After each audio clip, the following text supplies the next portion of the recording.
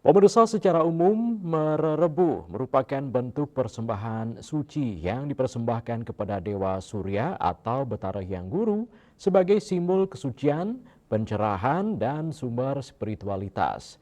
Dalam pelaksanaannya, mererebu umumnya menggunakan ulam berupa itik atau ayam putih yang melambangkan kemurnian serta kebersihan lahir dan batin.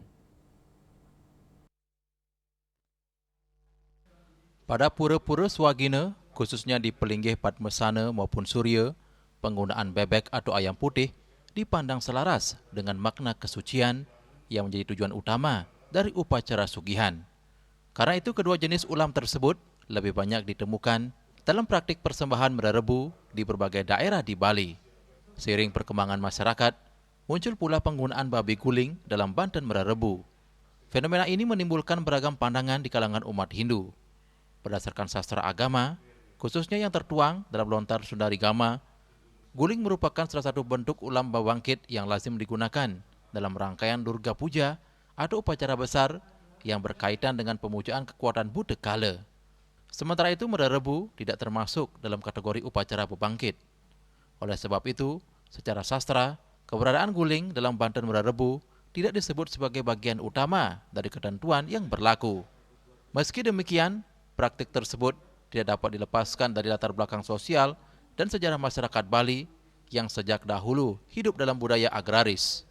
Dalam kehidupan masyarakat tradisional Bali, memelihara babi menjadi bagian penting dari kehidupan rumah tangga. Tidak sedikit umat yang membuat kaul atau janji spiritual ketika memperoleh anugerah tertentu, seperti induk babi yang berhasil melahirkan banyak anak dan semuanya tumbuh sehat. Sebagai ungkapan rasa syukur, salah satu anak babi kemudian dipersembahkan dalam bentuk guling, biasanya dalam bentuk persembahan sederhana seperti timun membatu sepat. Di era masyarakat agraris dulu tidak menutup kemungkinan masyarakat beternak babi.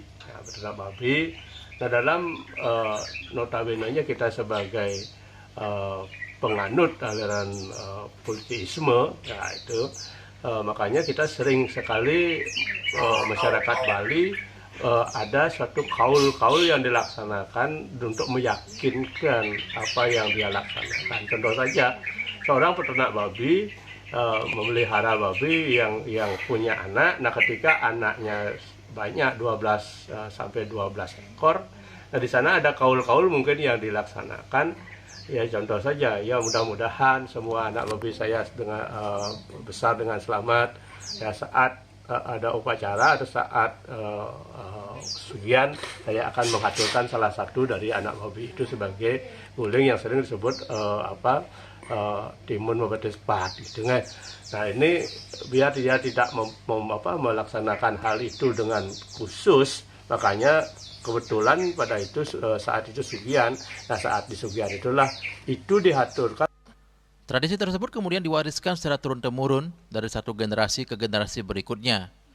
Dalam perjalanannya, tidak semua masyarakat memahami bahwa penggunaan guling tersebut berawal dari bentuk kaul atau nazar pribadi. Akibatnya, praktik mempersembahkan guling dalam upacara sugihan dianggap sebagai sesuatu yang umum dilakukan, meskipun latar belakang dan makna awalnya mulai terlupakan. Para pemuka agama mengingatkan pentingnya memahami setiap bentuk upacara berdasarkan sumber-sumber sastra Hindu, agar pelaksanaan yatnya tidak hanya mengikuti tradisi, tetapi juga sesuai dengan ajaran yang tertuang dalam lontar-lontar suci. Pemahaman yang benar akan membantu umat menjalankan ajaran agama dengan lebih bijaksana dan tidak terbebani oleh praktik-praktik yang sesungguhnya bersifat pilihan atau berlandaskan kaul pribadi. Dengan memahami konteks sejarah, budaya, dan dasar sastra yang melatar belakangi Banten mererebu, umat Hindu diharapkan dapat terus melestarikan warisan leluhur tanpa kehilangan makna spiritual yang terkandung di dalamnya. Selain itu, pemahaman yang mendalam juga menjadi langkah penting agar tradisi tetap relevan dengan perkembangan zaman, serta mampu memberikan tuntunan spiritual yang benar bagi generasi mendatang. Hendra, Bali TV.